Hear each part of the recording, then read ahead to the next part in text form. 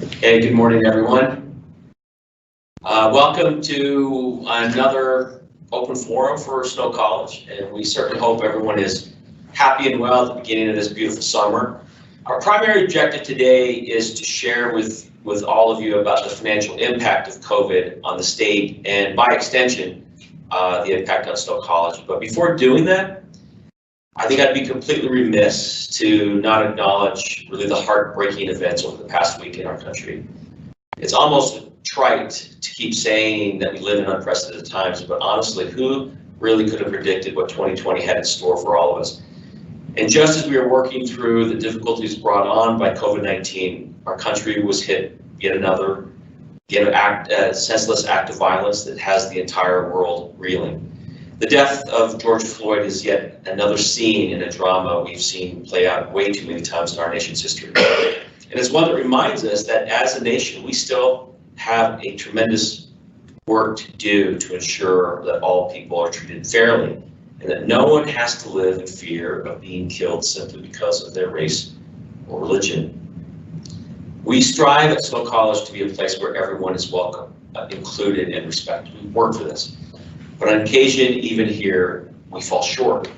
And that's why it is imperative that we each do our part to make sure we establish a safe environment where everyone can feel at home, a place where our differences allow us to flourish. And one of the greatest purposes of a college education is to model for our young people the respectful sharing of experiences and thoughts, ideas, and beliefs. We don't have to agree, but we do need to act with kindness and compassion. So as we all struggle to grasp the enormity of George Floyd's death and its impact, the protests that have electrified our country have illuminated, for me at least, the words of one of my favorite authors, E.M. Forster, when he wrote, "Much of the trouble in the world is due to our inability to imagine the innerness of other lives."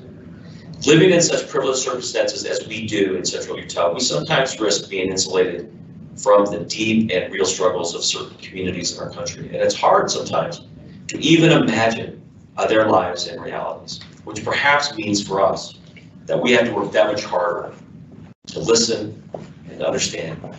And we can see some progress made toward racial equity and justice by virtue of the caring communities that do exist, including here at Snow College. But moments like this demand an honest reckoning of what we will do, both collectively and individually, to take more than just a moment or two of indignant outrage, but really be agents for deep and lasting action.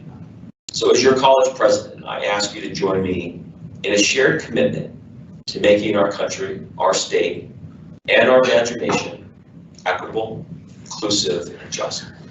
I ask you to commit to truly listening to the voices that have not been heard and to engaging in the real, lasting change that those voices deserve.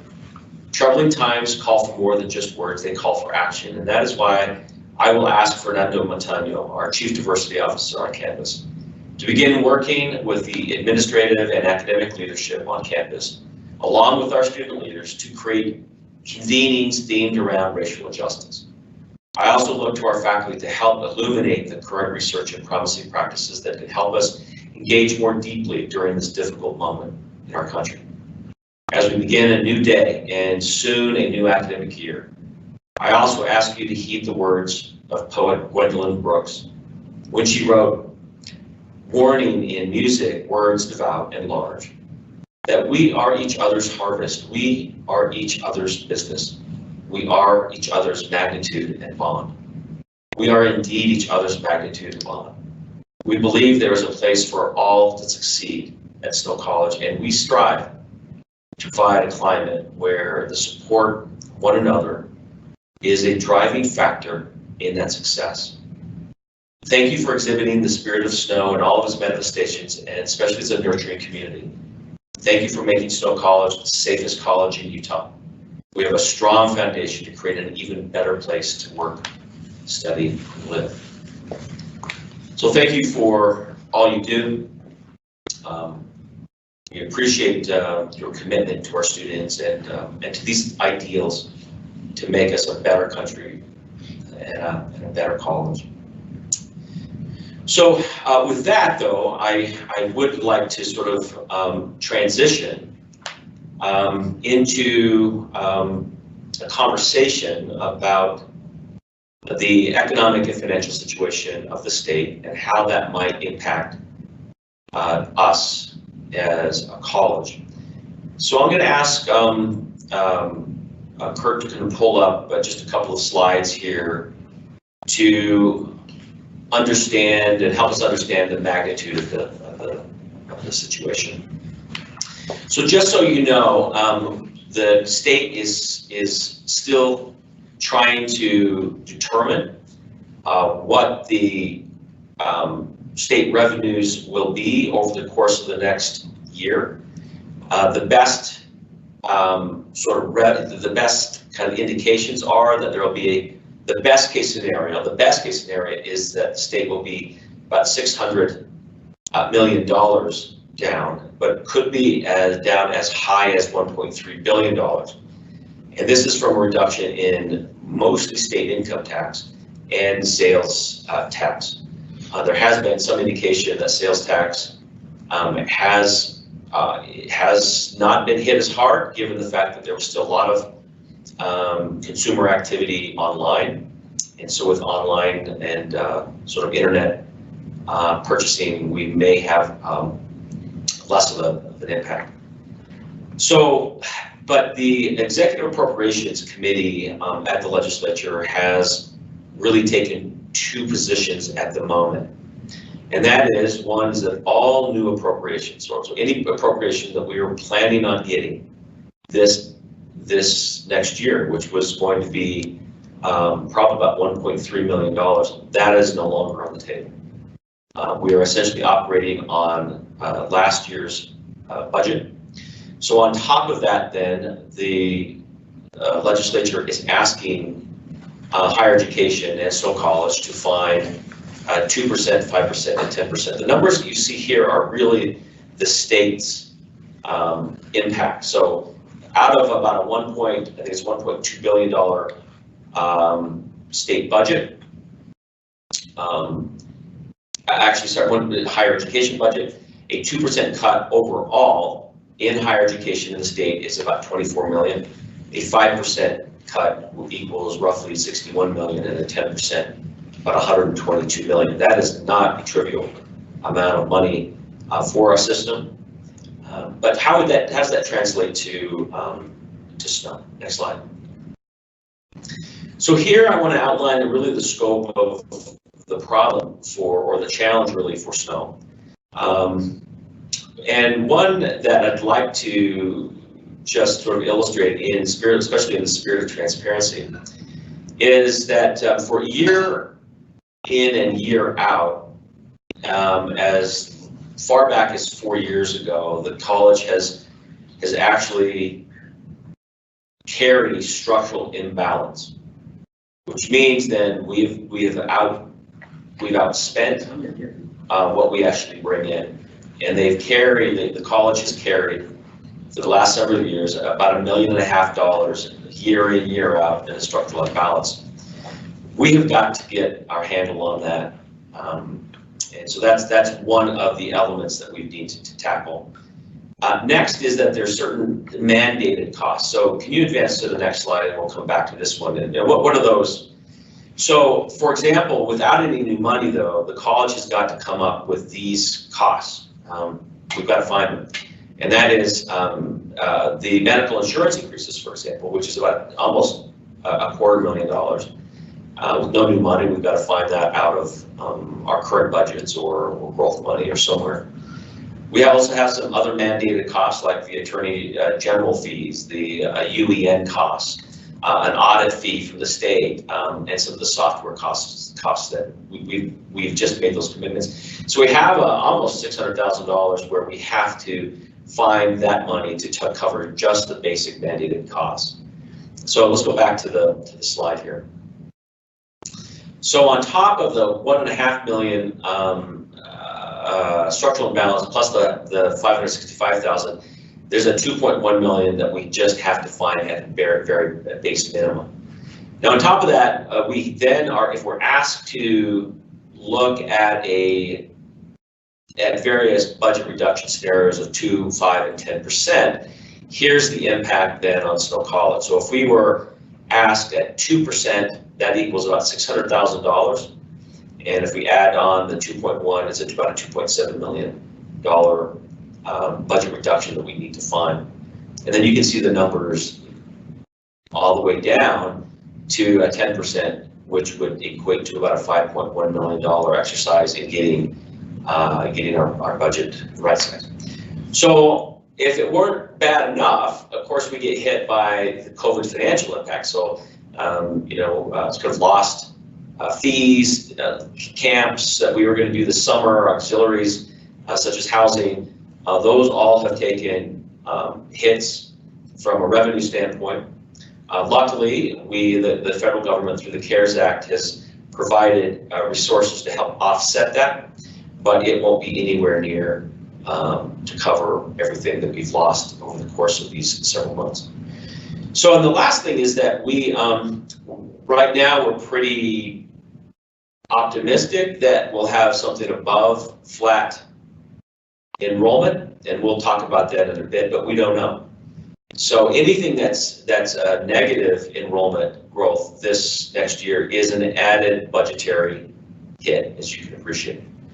So all that combined, we actually have a really interesting challenge. But here's what I'd want to tell you is we can do this. We are already working with the president's cabinet, identified how we might find those cuts, but being directed by certain principles. Next slide. Next slide. So what we're taking as our guiding principles for this budget exercise for the campus is really what we call the 3 Ps. One is to preserve our mission, making sure that we keep our mission intact. So any budget reduction that erodes our basic and primary function, we will preserve. But very close behind that is we're going to protect our people. And what that means is in terms of their financial position, and in terms of layoffs and those sorts of things, we're going to work very hard. And right now, we think that we have a plan that can preserve our people. And then lastly is really how do we then promote those things that we do that are revenue generators. So whether that's strategic enrollment, our recruitment, our marketing, etc. And so the 3 Ps, preserve our mission, protect our people, and promote our revenue generators. Next slide. So here's really our fiscal toolkit.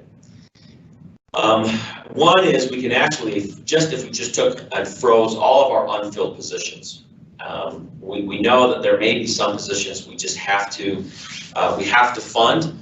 But remember, every position that is vacant right now doesn't impact individual employees on this campus that are alive and breathing and community members. So to the extent that we can insulate our employees, we're going to do that. And if we can, through our freezing of positions, we will. But we'll have conversations about that.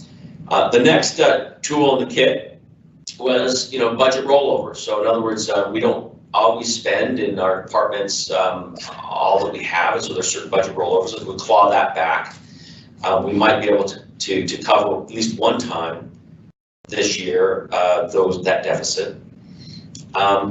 We then can sort of look at see how far we can get that way, and then we can dig a little deeper with looking at current expense reductions, right? So if we took a look at travel, and given what COVID has taught us, if anything, this last few months is that we really can be effective,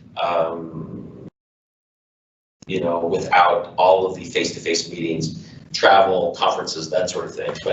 So we'll take a look at that. I think we can afford to reduce our travel again, so we're protecting people's salaries and livelihood.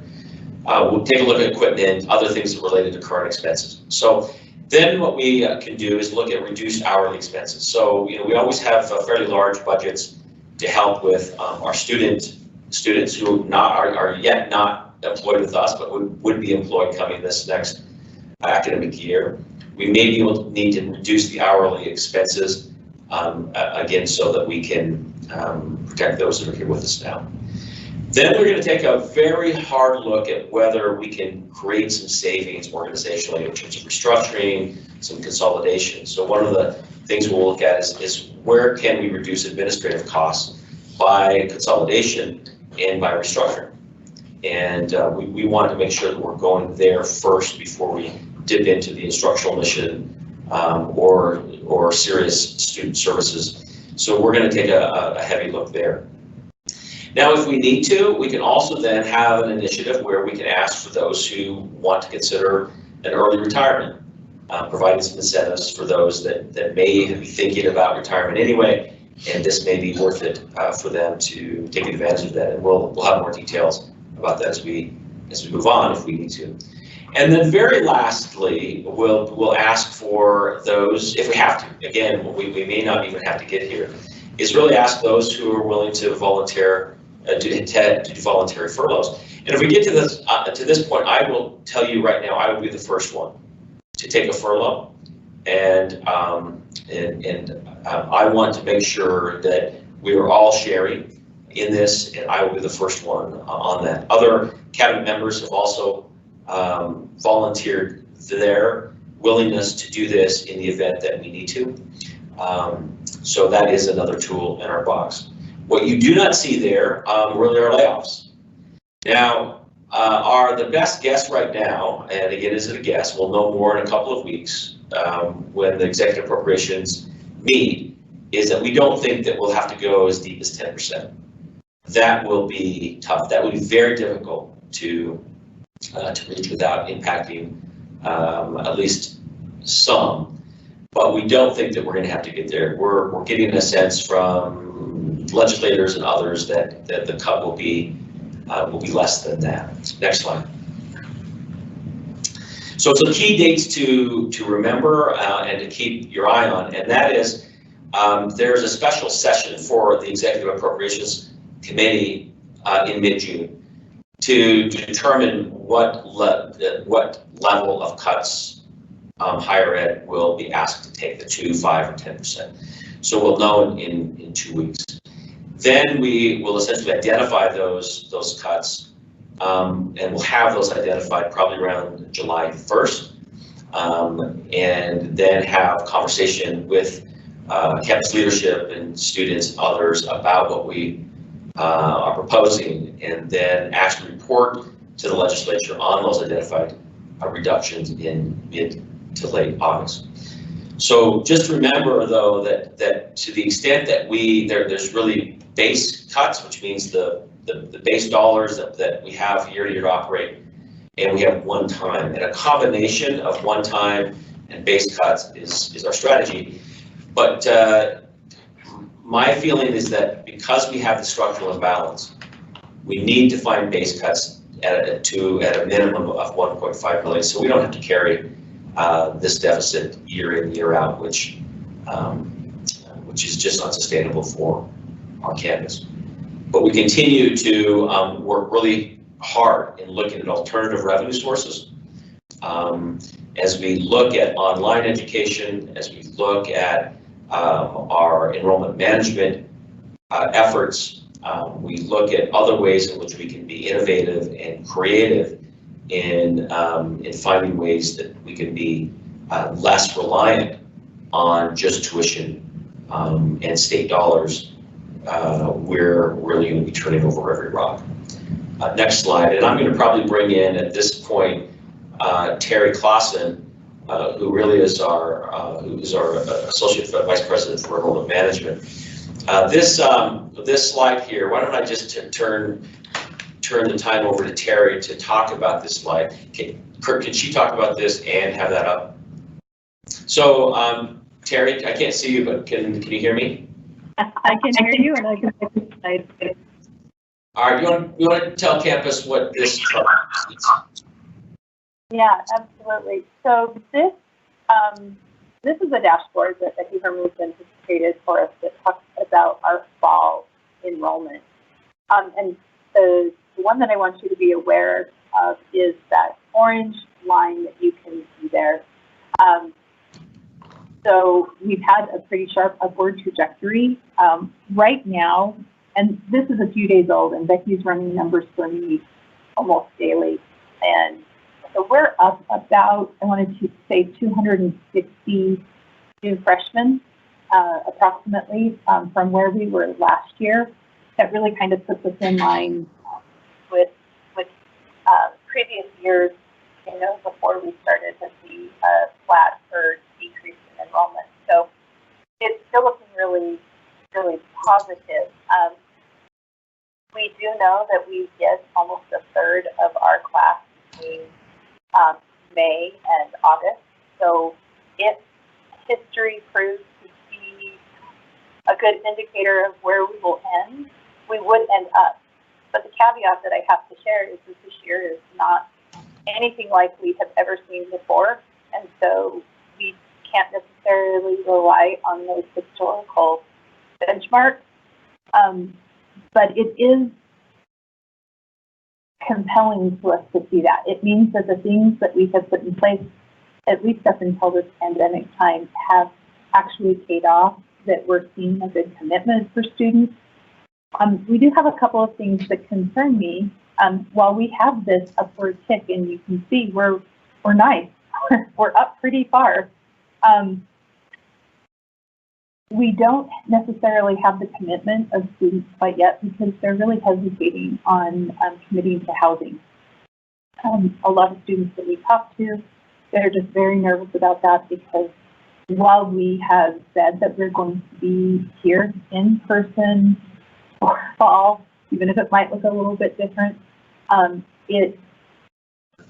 people are really nervous. They don't want to be left holding the bag.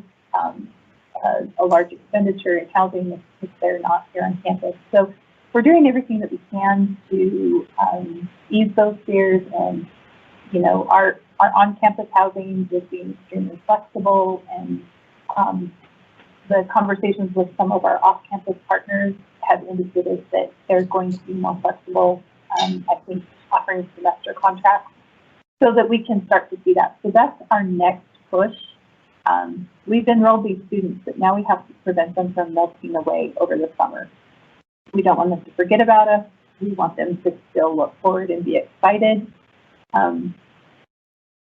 We're still down a bit in our continuing students, but we have a couple of campaigns that are going on, so we're hoping to make up some of that difference in the coming months as well.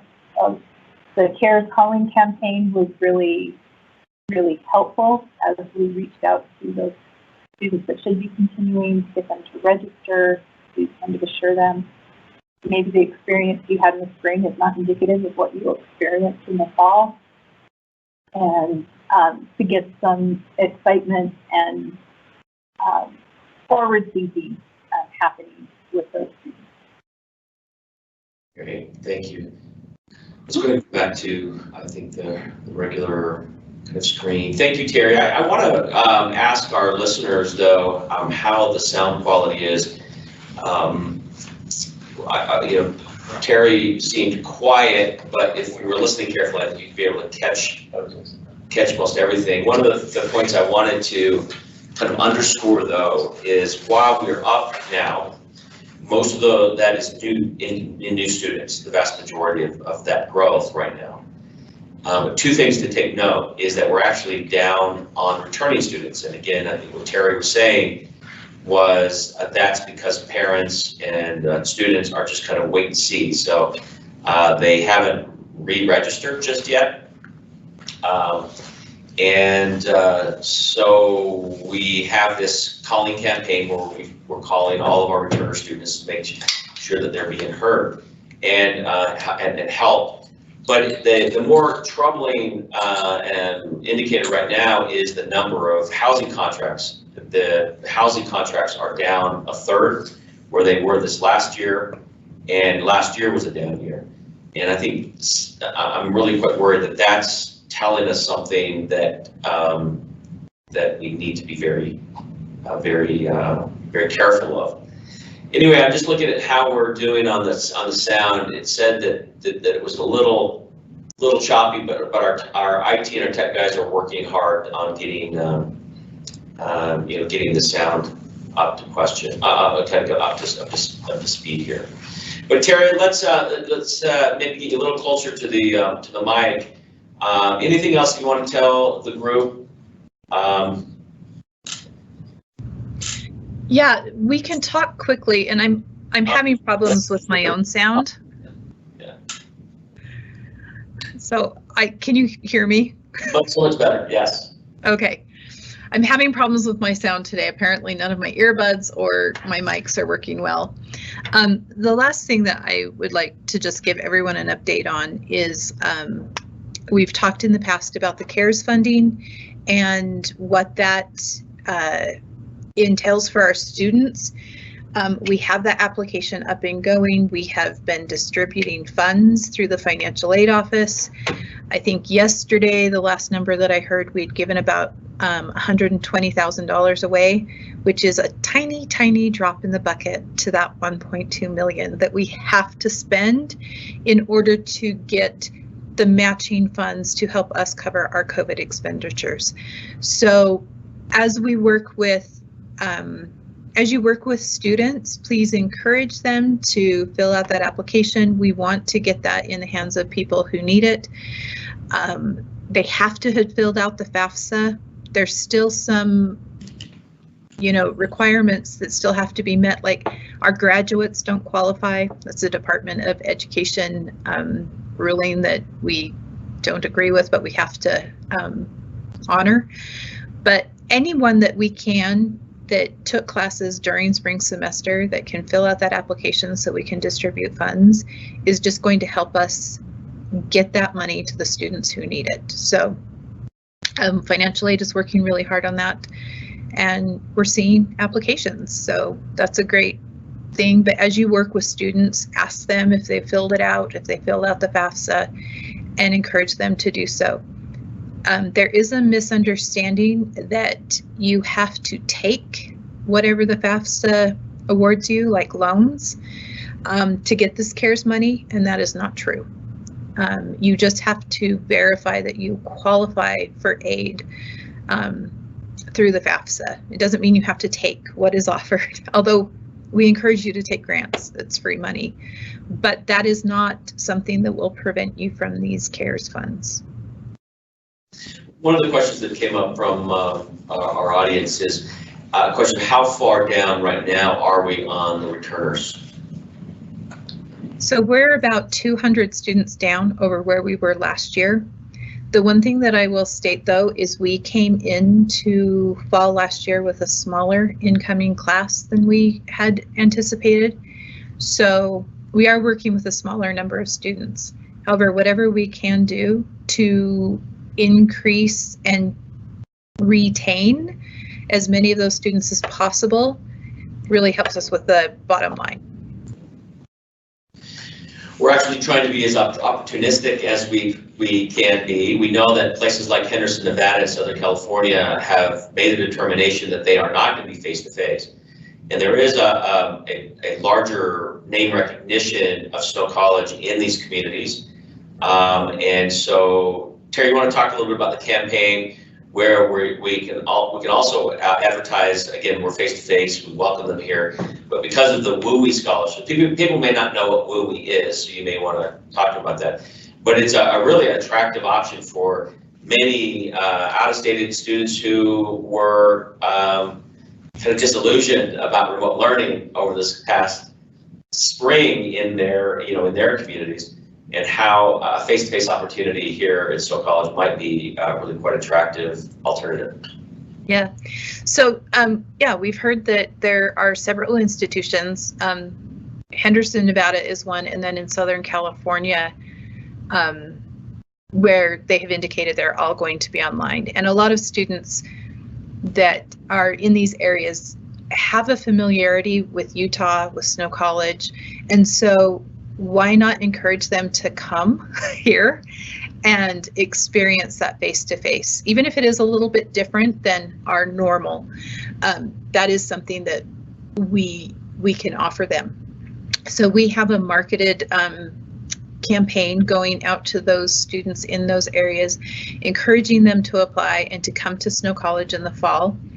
The WUI rate is the Western Undergraduate Exchange. It is not quite as well known in Utah, but it is very, very well known outside of the state of Utah. But it is a rate that it's been a scholarship in the past, but it is actually a tuition rate now, where you're paying just 150% of in-state tuition. So it's much more attractive than that out-of-state tuition rate. And it really allows some of these students the opportunity to come here, get that education, and then transfer elsewhere.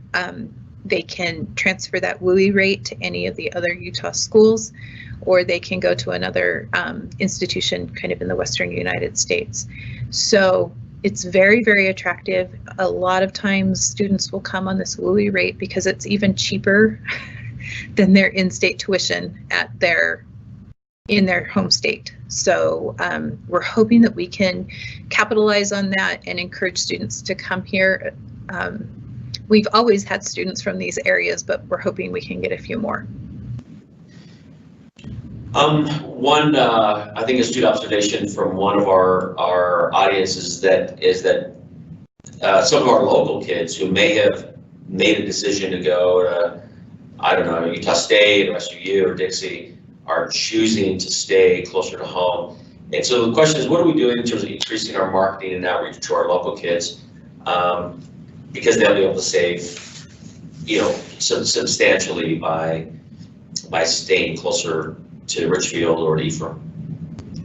Yeah, so our admissions advisors are still working on all of their outreach. So all of our continued marketing campaigns are continuing, and we're encouraging them to register. So unless a student has opted out, like if they reached out and told us, I don't want to get any more information from you, they will still be getting all of the information that we're doing. And I will be perfectly honest, we are like the pedal to the metal, like we are not lifting up at all. So our advisors are working really, really hard to make sure that we're not forgetting about any potential students in any of the markets. I think we need to acknowledge that we have our colleagues in both our admissions and recruiting element as well as our advising that are working very, very hard to reach out to new students, but also reach out to existing students. And so our deepest gratitude to your teams, Terry. Let's actually bring in some other colleagues here. Maybe we can bring in Vice President Carson Howell. Good morning, Carson. How are you? Doing well, thanks. One of the questions that has come up is that, talk to us a little bit about whatever the federal government might provide for institutional offsets for those areas in which we've been impacted. First off, talk to us a little bit about how COVID impacted auxiliaries, summer camps, these kind of things we planned on in the summer, which really helps as a part of our larger financial model.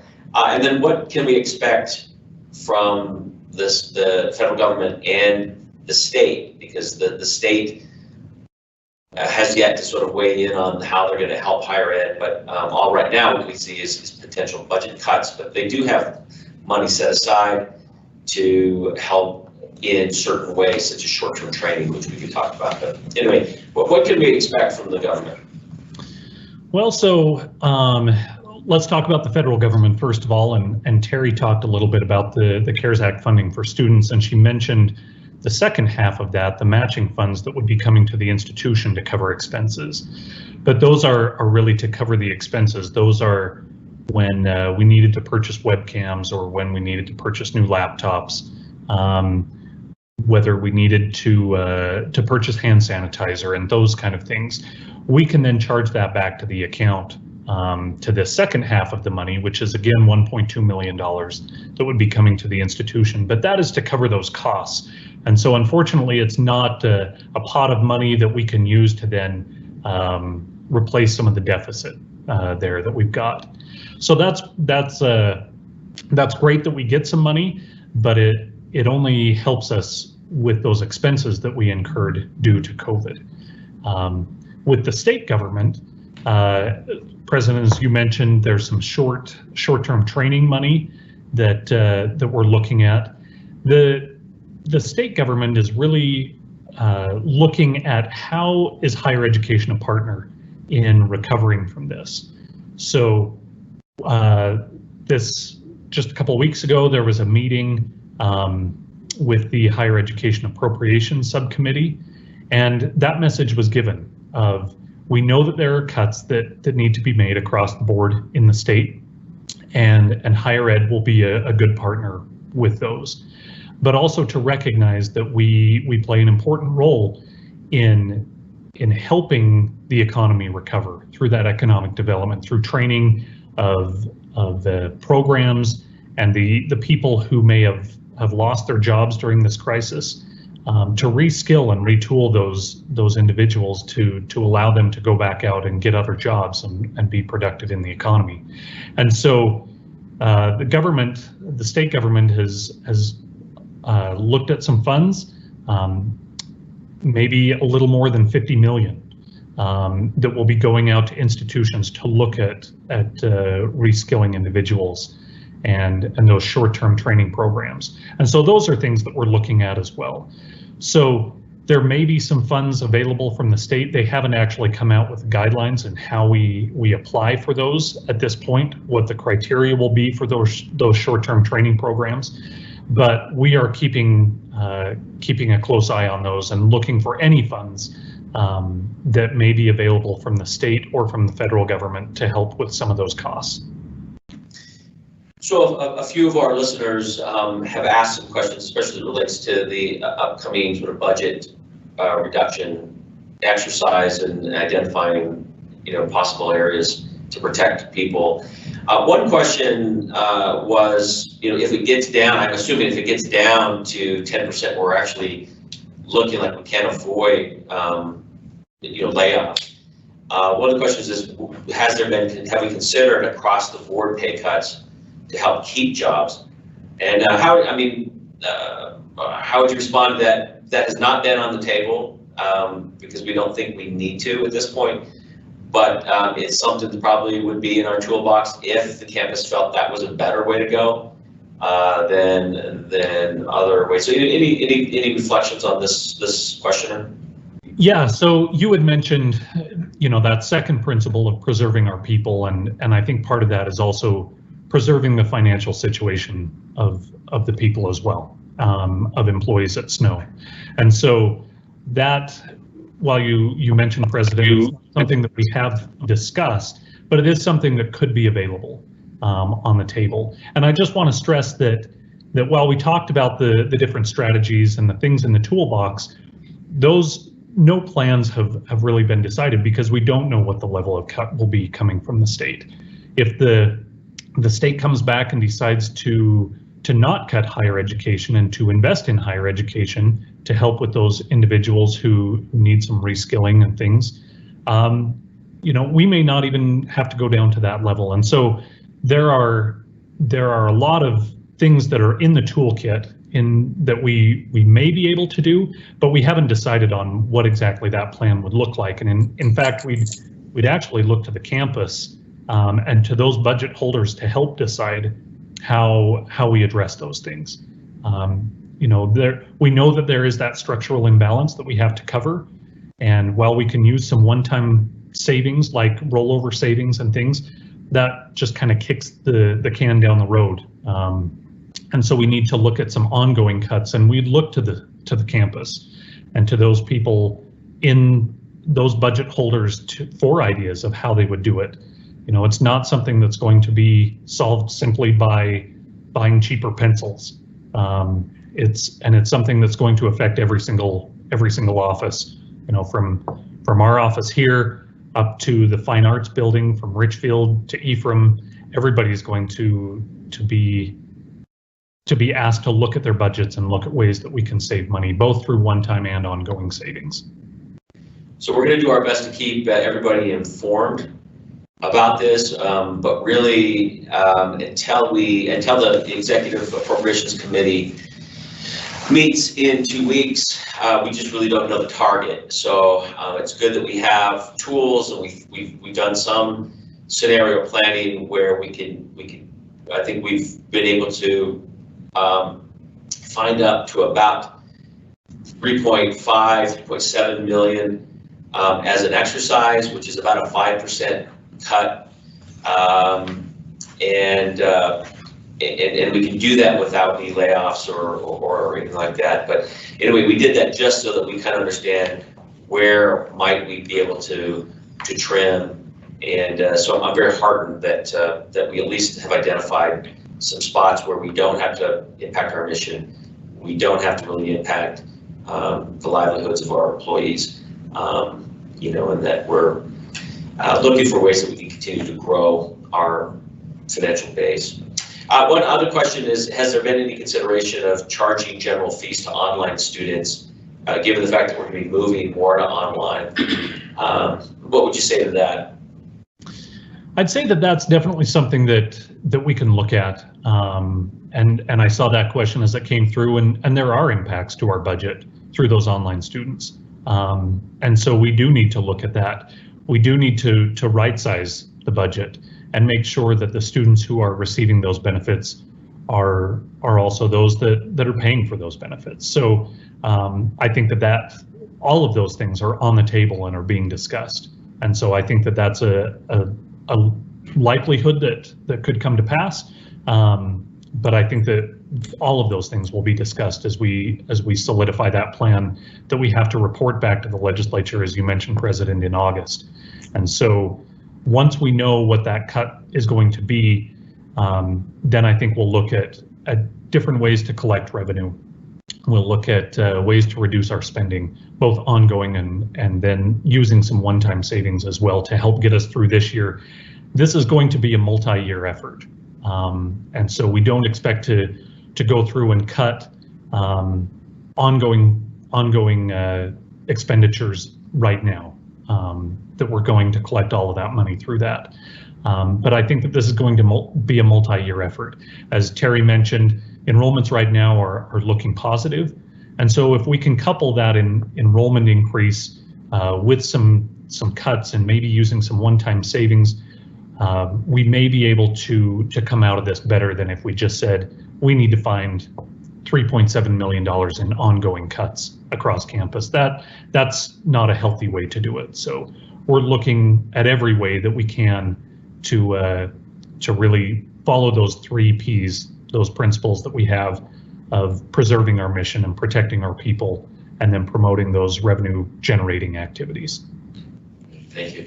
If we can bring in Josh Hales, now our Director of Human Resources. We are now coming up pretty close to June 15th, which really was one of our markers to have a planned and phased opening for our employees. Just to remind you, we still continue to meet weekly as an emergency operations team as we look at planning. I think by now we have online our multicolored plan that, so we're in yellow now.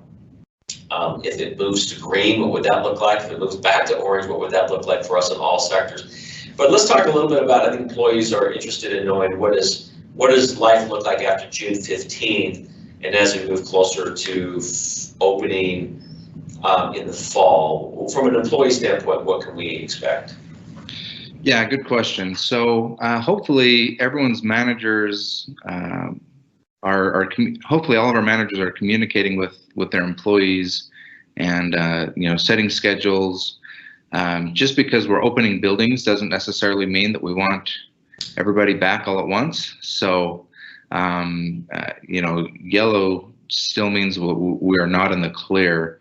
So we are really encouraging all managers to look at their space, make sure that we can keep social distancing where we can, and kind of keep that 6-foot distancing, and then also rotating schedules. So for example, here in the HR office, we've kind of worked out our schedule so there's going to be 2 of us working in the office, while the other 2 are working remotely, for example. I know at advising, they're looking at ways to kind of spread their employees out a little bit across the GSC, again, to keep that 6-foot distance. So, so really, we're really relying on managers to know their space, know their people, and to set schedules and their workplaces to continue to slow the spread, even as we continue to get back a little bit more to normal. But of course, if any managers have any questions on how to do this or ideas or suggestions, please reach out to us in the HR office, and we can give you some ideas and work with you on that. One question is that once we kind of emerge through this COVID, whenever that might be, the question is, will we still be able to telecommute or work remotely? I think that's a terrific question to have a conversation about. How about you address that, Josh? Yeah, that's a good question. So first off, there's a lot of research out right now that really suggests that Snow College is a better place the more we can give our employees flexibility. And so we're really taking that seriously. We're hoping to have some guidance on how that's going to look. That's going to be published and out to everybody here in the next few weeks. But that said, it's also important to have a presence on campus. The research also shows that even though the flexibility in workplace really does help people work better, be happier, more efficient, if we take that too far and we have people telecommuting completely, that actually starts reversing some of those effects, and we start getting isolation, loneliness, things like that. So we're really going to be trying to find a good balance there, but we're really going to be promoting a lot more flexibility, because I think we've realized we can do this, and so the key word we're going to be looking at going forward is flexibility. So nobody's out completely, 100% telecommuting. But now that we have the tools, now that we have a little bit of practice, maybe we can be a little bit more flexible. Great. Well, thank you. One of the questions that has emerged, especially at the time now when we're that much more sort of conscious of diversity and inclusion. What are your thoughts about, how do we continue to try and create a more inclusive campus? How do we actually are a place in which we can recruit and maybe draw people that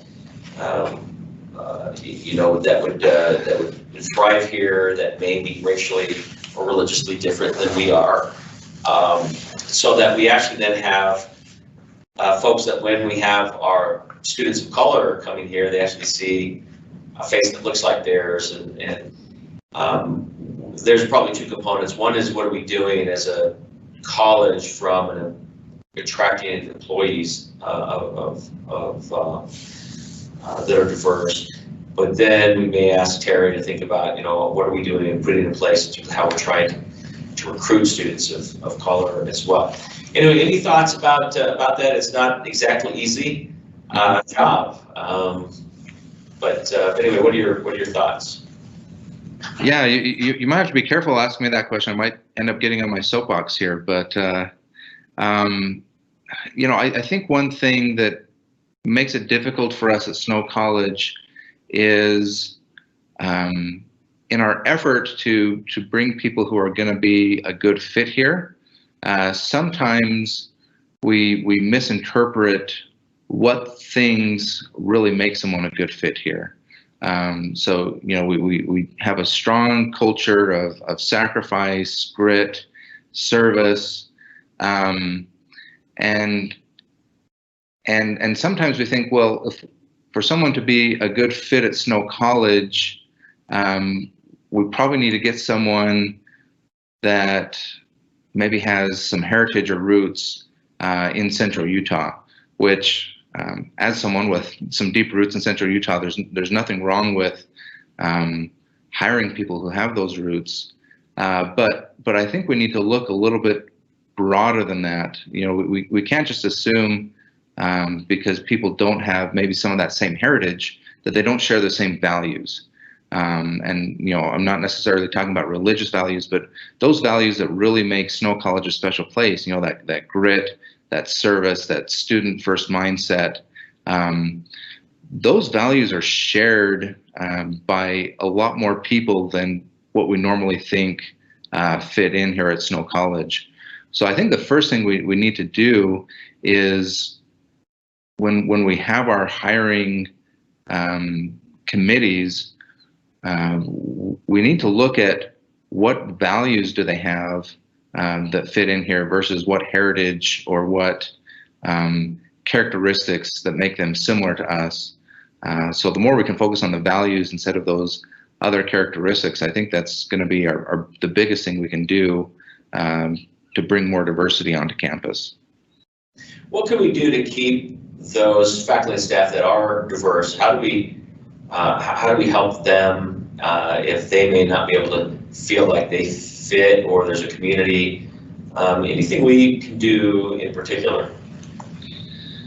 Yeah, I would say, you know, all of us, we can take an effort to just learn about each other, try to understand each other, and, you know, maybe be a little bit mindful of those people on campus who may not have some of the same built-in support mechanisms that most of us have. And so I think the biggest thing is, you know, reach out to your colleagues, get to know them, and you know, occasionally, you know, invite them to social activities, and really just make an effort. I think sometimes those of us who do have roots here, it's really easy for us to just sit back into our out of work routines where we already have, you know, built-in family and church communities that we fall back on afterwards, you know, when we're done at work. So I think it's important to just be mindful of the people who may not have those same built-in networks and communities, and try to find a way to help them feel welcome here in our community and at Snow College. I was very heartened to see that when our strategic plan was submitted to me for review, the initial draft, I was very heartened to see that diversity is woven throughout the strategic plan.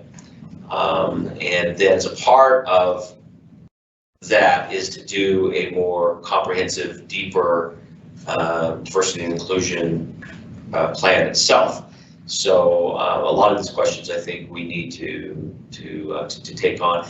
And one thing again, you know, especially for our students, you know, when you're a member of a predominant sort of race or socio-cultural profile, you rarely have an experience in terms of what it means to be different, right? Or obviously different.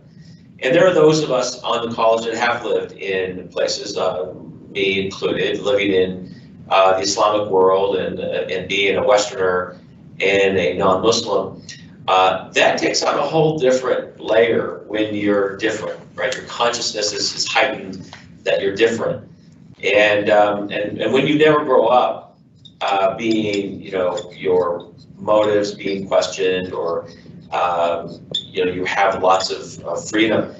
When those of us that actually have been a real clear minority in one way or another, it is ever present, right? And a great book that I really encourage the campus to read is Claude Steele's book called Whistling Vivaldi, which sort of explores this phenomenon that when you are part of a minority population and how you interact with the majority, this sense of awareness and consciousness about stereotypes, right? That then you actually play out those stereotypes consciously or unconsciously about what you think people think of you, right? It's a very kind of interesting thing. And he explores one where, like, for example, women and mathematics. You know, there's nothing that tells us that women are less capable in quantitative literacy than men. But the young girls grow up thinking that somehow they aren't. And that then is somehow reinforced even in their own mind that they aren't. And so when you're a person of color and you think the majority has a certain views of you as a stereotype sort of characteristics or behaviors, it tends to impact you in ways that wouldn't if you were part of your majority group. You know, very fascinating. But we look forward to these kind of conversations, especially on the employee side as well as the student side. So, but thanks Josh for all your work. Well, one question that did come up is is the Bergeson Fitness Center open after June 15th? So Carson, do you know that? The answer that I think is yes, but it's going to be under certain yellow conditions, which means only so many people can be in there. Heavy wipe down responsibilities for those that are working out there, and stay 6 feet apart. Am I right about that?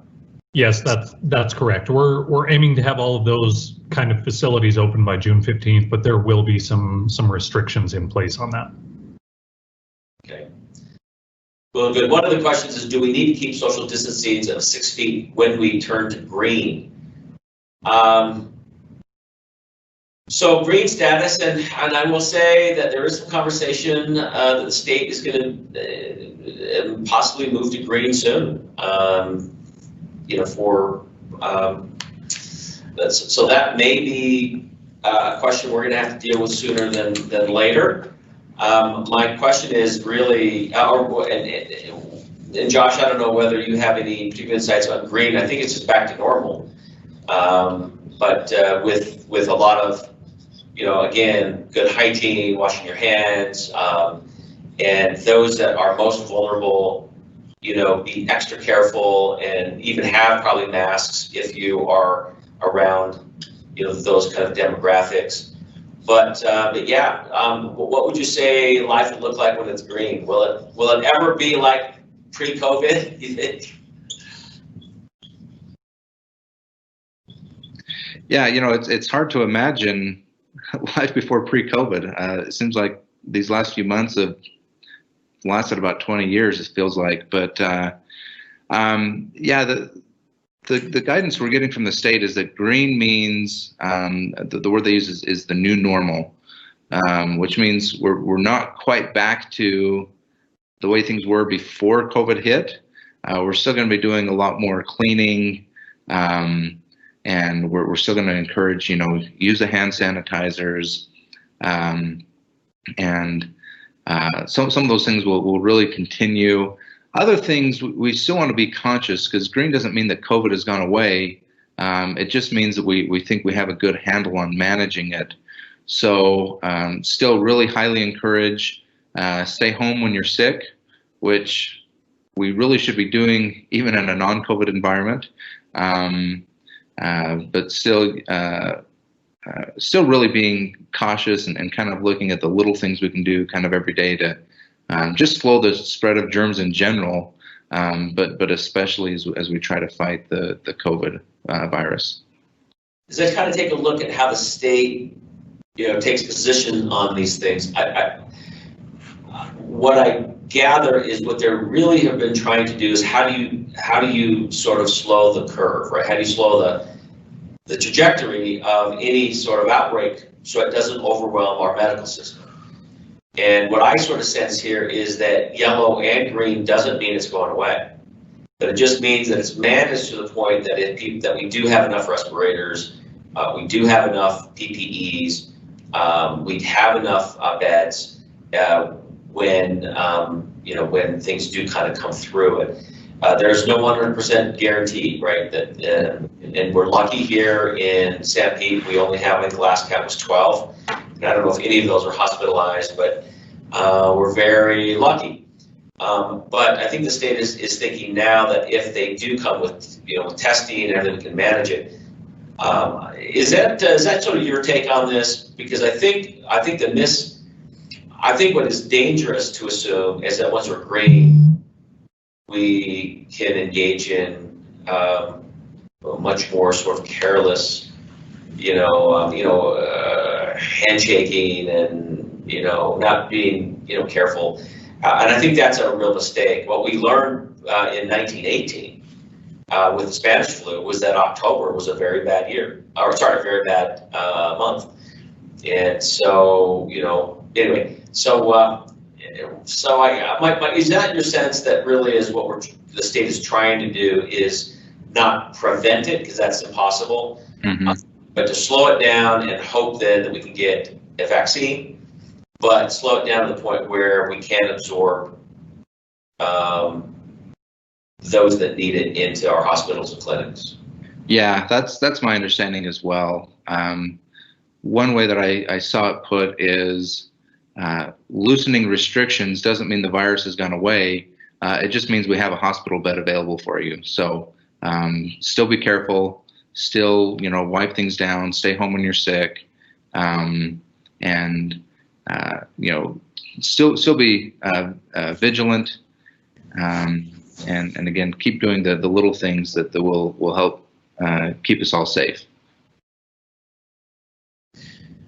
Well, we are a little past the hour, and it looks like we've gotten sort of slower questions. There is one question that just came up: is will we shorten the semester like some other institutions in the country are doing? And what I think this person is asking or suggesting is places like Notre Dame, some of the institutions in the East are considering either an earlier start or a very condensed semester so that things will be finished by Thanksgiving.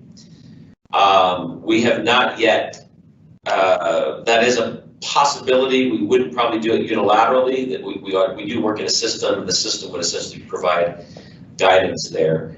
But it is, in my last Council of Presidents meeting, something that is kind of being considered. But at this point, we don't have any direct plans. That would,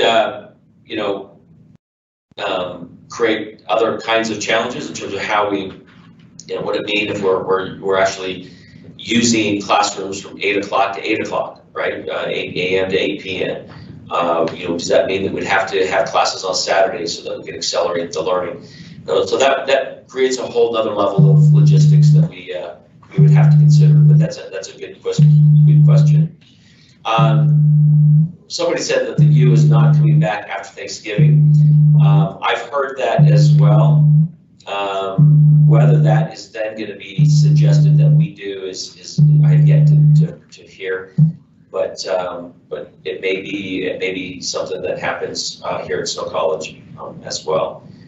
We're trying to reassure families that if you come here though, and we do have to have a truncated semester, at least for our on-campus housing, we will work with them on refunds. And I even think our off-campus housing partners are looking at ways in which they aren't committing students to a full year on their contract. So we're grateful for that, because I think a lot of people would impact their decision to come back to college if they felt they've had to take on a full year housing contract. So, well, listen, I think it's time to maybe wind down. Thank you for all that have participated. We appreciate your interest in staying up to speed with the campus. We want to keep you informed. We want you to find the good that is in the world. There is so much of it. And so have some discretion on the amount of negative news you decide to take in. Remember, this is a good life. We're very fortunate to be here at Snow College, to be in the business that we are. It's a true honor for me to work with you all. And we'll be back in 2 weeks, back with an open forum. Hopefully by then we'll have much more clarity about the budget. But until then, take care and enjoy your summer. Thanks.